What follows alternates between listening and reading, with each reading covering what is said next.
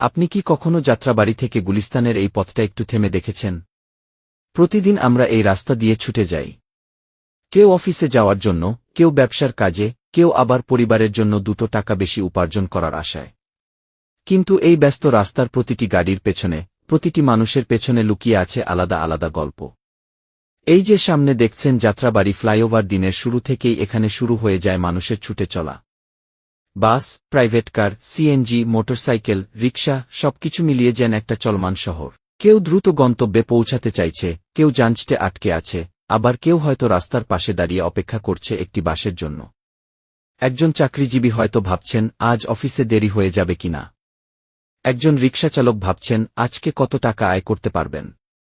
একজন ছোট ব্যবসায়ী হয়তো ভাবছেন আজকের বিক্রিটা কেমন হবে। আর একজন বাবা হয়তো সারাদিনের পরিশ্রম শেষে শুধু এই চিন্তাটাই করছেন কিভাবে পরিবারের মুখে হাসি ফোটাবেন। এই শহরের গল্পটা আসলে এমনই। ঢাকা শহর কাউকে অপেক্ষা করে না। এখানে সকাল মানেই ছুটে চলা, দুপুর মানেই ব্যস্ততা, আর সন্ধ্যা মানেই ঘরে ফেরার যুদ্ধ। যাত্রাবাড়ি থেকে গুলিস্তানের এই পথটা শুধু একটা ফ্লাইওভার বা রাস্তা নয়। এটা হাজারো মানুষের প্রতিদিনের জীবনের একটা অংশ। এই রাস্তার ওপর দিয়ে প্রতিদিন কত মানুষ যায় তার হিসাব হয়তো কেউ রাখে না। কিন্তু প্রত্যেকের গন্তব্যের পেছনে থাকে একটা স্বপ্ন।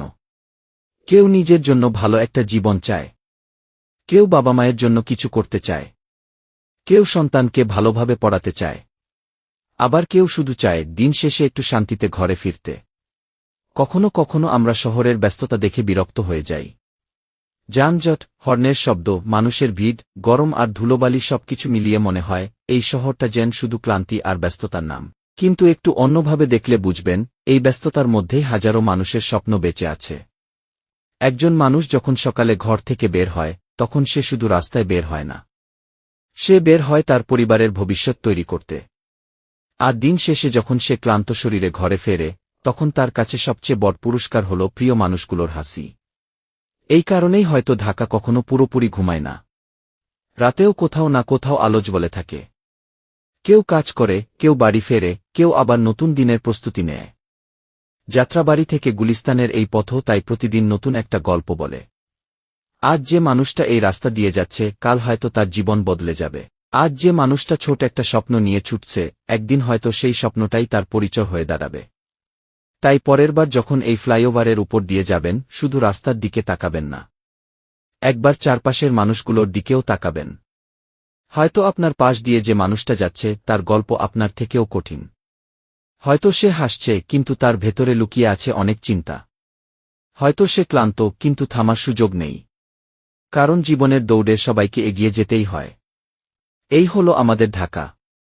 ব্যস্ত, ক্লান্ত, শব্দে ভরা তবুও স্বপ্নে ভরা। যাত্রাবাড়ি থেকে গুলিস্তান পর্যন্ত এই ব্যস্ত পথটা প্রতিদিন আমাদের একটা কথাই মনে করিয়ে দেয়। জীবন যতই কঠিন হোক গন্তব্যের আশায় মানুষ ছুটে চলতেই থাকে।